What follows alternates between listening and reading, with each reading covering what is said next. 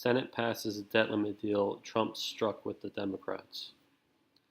The Senate voted to extend the U.S. debt limit as part of a $15.25 billion bill provided funds for Hurricane Harvey victims under a deal struck by President Donald Trump and Democratic leaders that roiled Republican lawmakers. The 18-17 vote Thursday would suspend the debt limit and keep the government open through December 8th and finance aid to flood victims in Texas and other parts of the Gulf. The measure now goes to the House for consideration, where even small government Republicans in opposition predicted will pass because of great urgent need for storm funds. Trump's decision to accept the deal undercut GOP leaders in the House and Senate, as well as his own Treasury Secretary, Steve Mnuchin, who had been arguing for a longer-term debt limit extension.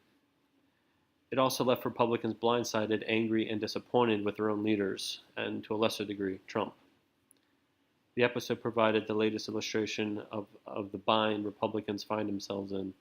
Even though they control the White House and both chambers of Congress, they've been unable to set aside their own differences to get much done. Republicans say Democrats will gain the upper hand in negotiations when the short-term agreements are due to expire in December, as lawmakers race to complete their work to go on recess. The agenda is expected to include Trump's proposed border wall with Mexico, his decision to end a program that lets young, undocumented immigrants stay in the U.S., and perhaps the debt limit. Before the final vote on Bill H.R. 601, the Senate rejected amendments by Republican Rand Paul of Kentucky that would have required foreign aid cuts to offset the disaster assistance, and by Republican Ben Sasse of Nebraska that would have dropped the debt limit extension and stopgate spending from the disaster measure. Yields on Treasury bills fell across the curve in advance of the Senate vote. T-bills maturing October 5th extended their drop for the third straight session, falling below 1%, while December maturities paired Wednesday's rise. The next fight over the debt limit could slip into 2018 because of the Treasury Department can deploy so-called extraordinary measures to extend its ability to operate. Jefferies economist Ward McCarthy and Thomas Simons said the drop dead date could come as early as February if tax refund outlays are relatively high. Yet the extraordinary measures may provide only weeks, not months, of flexibility on the debt limit date because the Treasury has already used almost all available measures during the current extension.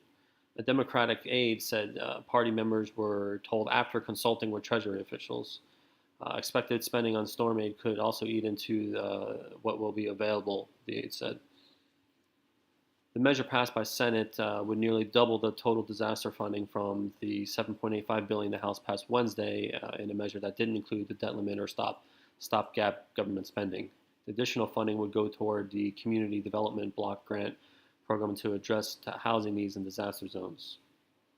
Congress is rushing to pass Hurricane Harvey relief funds by the end of the week because of the Federal Emergency Management Agency Disasters Relief Fund is set to run out of money as soon as Friday as more powerful storm Hurricane Irma bears down on Florida. During an Oval Office meeting Wednesday, Trump accepted a proposal by Senate Minority Leader Chuck Schumer of New York and his House counterpart Nancy Pelosi of California to extend the debt limit until December instead of the 18-month suspension proposed by Republican leaders. House Speaker Paul Ryan of Wisconsin, who was in the meeting with Trump, didn't see it coming.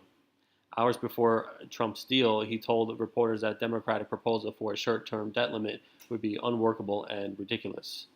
Paul Ryan told reporters on Thursday that Trump thought it was in our country's best interest to have a bipartisan support in a bipartisan package to deal with these ongoing hurricane disasters. Conservatives are fuming over the deal. Asked about the compromise, Freedom Caucus member Todd Yoho of Florida said sarcastically, "It's great to be in the majority." The White House tried to sell the deal as a way to clear the decks for a tax overhaul, as Trump's legislative director Mark Short put it to reporters.